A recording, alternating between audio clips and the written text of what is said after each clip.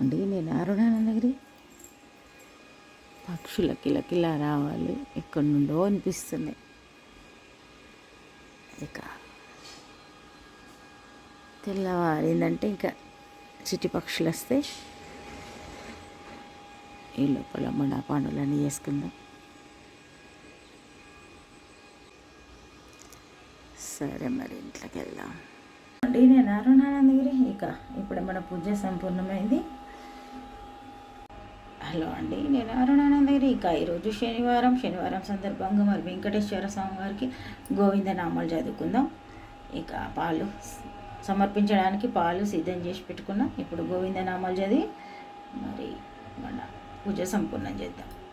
శ్రీ శ్రీనివాస గోవింద, శ్రీ వెంకటేశ గోవింద, భక్తవత్సల గోవింద, భాగవత ప్రియ గోవింద, నిత్య నిర్మల గోవింద, నిలమెగ శ్యామ గోవింద, గోవింద హరి గోవింద, గోకులనందన గోవింద, గోవింద హరి గోవింద. నిదేర్దినాం శ్రీ వెంకట నివాసాయ శ్రీనివాసాయ మంగళం. శనివారం సందర్భంగా గోవిందనామాలు చదువుకున్నాం. ప్రశాంతంగా పూజ సంపూర్ణమైంది. ఇప్పుడు బయటకు వెళ్దాం. ఇక మన బ్రేక్ఫాస్ట్ రెడీ అవుతుంది. ఇక ఇది అందరికీ తెలిసిందే, ప్రత్యేకించి ఏం షూట్ చేయాల్సిన అవసరం లేదు. కాకపోతే మనకు వీడియోస్ ఉండాలి కాబట్టి కంపల్సరీ. ఇక ఇప్పుడు నేను అన్నపూర్ణ స్తోత్రం వినుకుంటూ మరి మిగతా సేమియా అంతా చేసేస్తా. అన్నపూర్ణ స్తోత్రం విందాం. ఇక ప్రతిదీ చెప్పలేం కానీ వ్లాగింగ్ అంటేనే మన లైఫ్ స్టైల్ కాబట్టి ఇక పూజ కాగానే ఫస్ట్ బయటకు వెళ్ళి సూర్యునికి అర్ఘ్యం ఇవ్వడం, తర్వాత వచ్చి బ్రేక్ఫాస్ట్ చేయడం, ఇవన్నీ. అయితే ఎప్పుడైనా అంటే ఒక్కొక్కసారి బెల్లమే పెడతా. నైవేద్యం పాలు సమర్పించాలనుకున్నప్పుడు మనం స్నానం చేసి వచ్చి వెంటనే పాలు స్టవ్ మీద పెట్టి పూలు తెంపుకొని వెళ్ళి పూజ చేస్తా. ఇక ఆ లోపల పాలు రెడీ అయితే మన అక్కడ కొత్త పూలు ఇవన్నీ సమర్పించడం అయ్యేసరికి మన పాలు కూడా వేడవుతాయి. టైం మెయింటైన్ చేసుకుంటూ పనులు చేయాల్సి వస్తుంది. వేడి నీళ్ళు కూడా ఉన్నాయి. ఇక మిగతా ప్రాసెస్ కంప్లీట్ చేద్దాం.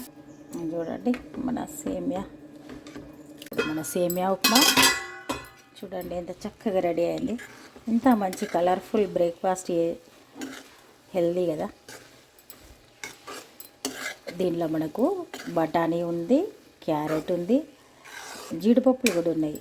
కాబట్టి ఇక సేమియా ఒకటి మనకు మైదా కలుస్తుంది అని అంటాం, కానీ ఇక అప్పుడప్పుడు మరీ రోజు కాకుండా అప్పుడప్పుడు ట్రై చేయాలి, వీక్లో వన్స్.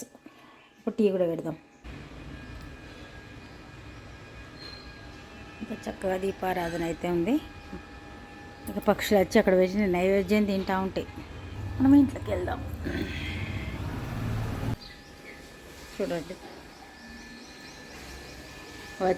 వచ్చిన తర్వాత అరుస్తాయి కంపల్సరీ.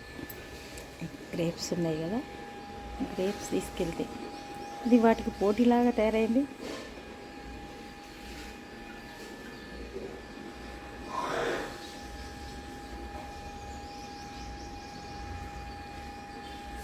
చక్కెర పలుకులు గ్రేప్స్ పట్టుకొని వెళ్ళింది కదా.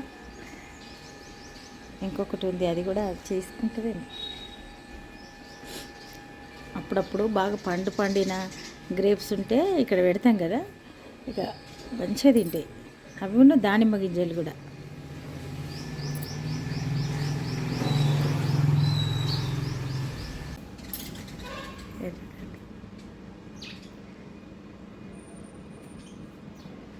చక్కగా ఆడుకుంటున్నాయి చూడండి. భలే నీట్లా రాగానే అటు పోయింది.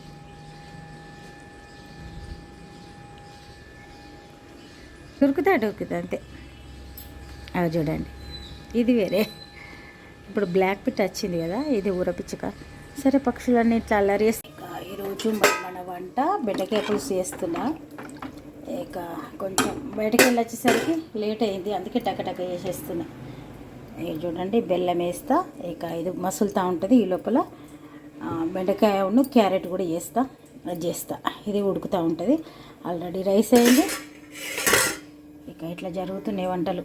బెండకాయ టమాటా చేస్తున్నా. అయితే ఇక ఎప్పుడు చెప్పినట్టే మనకు తెలిసిన కర్రీసే కాబట్టి నేను ఏదో ఒకటి వినుకుంటూనే వంట చేస్తా. అందుకని వినుకుంటూ చేసిన. ఆల్రెడీ బయటకు వచ్చిన అని చెప్పిన కదా, ఇక అట్లా వినుకుంటూనే చేస్తున్నా కాబట్టి అన్నమైంది, బెండకాయ పులుసు కర్రీ అయింది, బెండకాయ టమాటా ఇట్లా చేసిన.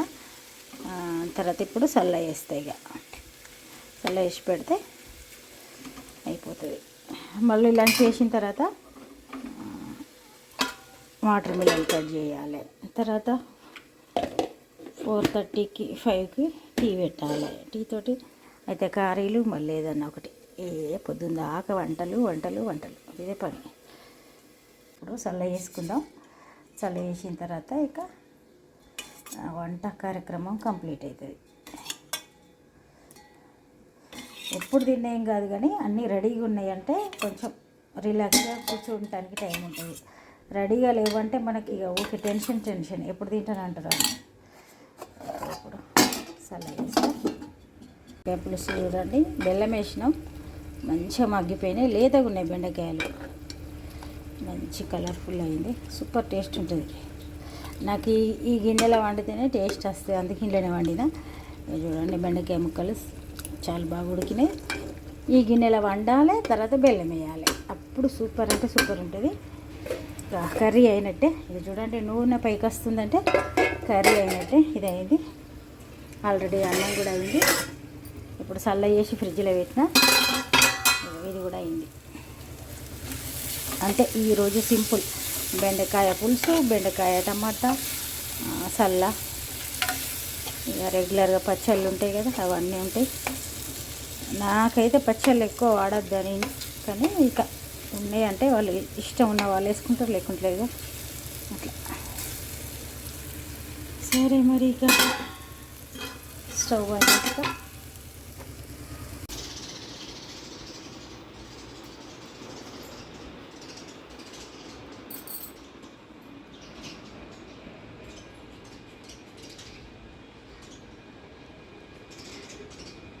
ఇక్కడ వరి ధాన్యం తింటున్నాయి.